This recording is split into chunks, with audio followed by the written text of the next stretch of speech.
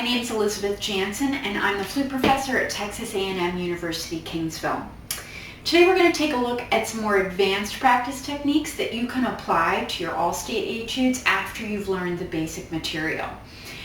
In the Karg-Ehlert D major etude, it's very clear from the beginning that Karg-Ehlert writes in a lot of the dynamic markings. I would encourage you to wait until you've learned the basic etude, the rhythms, the notes, worked on tone, worked on intonation, before you begin adding those dynamics. Many students make the mistake of adding too much too soon in terms of dynamics, and they end up sacrificing the quality of their sound and intonation for the sake of trying to get the largest contrast possible.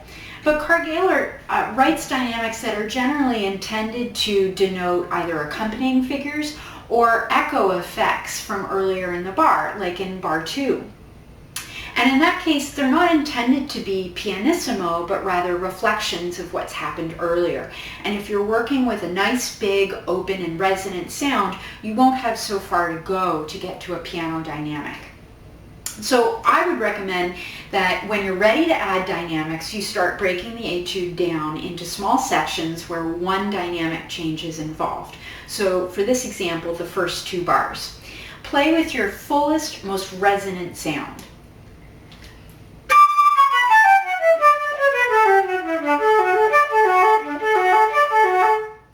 This will give you a baseline, something to listen for as you begin to add the dynamics. You're also really paying attention to the quality of your air speed, the direction, the consistency, because you want to maintain those when you add your dynamics. Now we're ready to try some of the effect. Remember, keep the sound full and then just relax for the piano.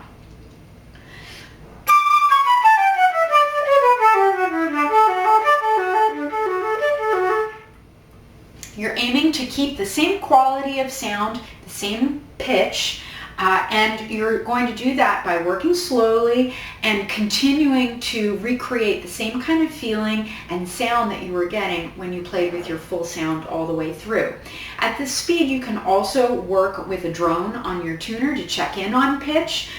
You can also address specific notes with the needle if you need to, but also you're using your ear. If you've practiced sufficiently, you'll hear when the pitch begins to drop, and you can start adjusting your lips and embouchure, air direction accordingly. Be careful though not to try to compensate for pitch with your head. This will negatively impact your quality of sound, and you should be trying to do as much control with your lips as possible rather than the larger muscles of your body. In addition, I wanted to draw your attention to one other dynamic topic. While he writes many forte pianos throughout the etude, Karg-Ehlert doesn't really indicate a lot of the crescendos and decrescendos that accompany the shape of the phrase.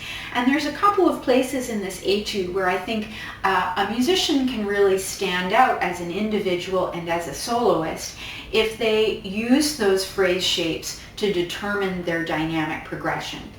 For example, bar 14 has an ascending sequence of notes and rhythms that culminates with the forte in the middle of bar 15.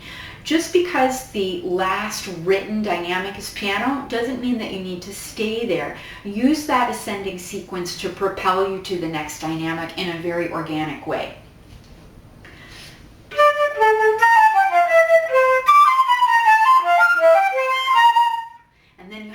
Climax that's intended by the composer. The same thing happens in bars 17 and 18, and you can repeat that process accordingly.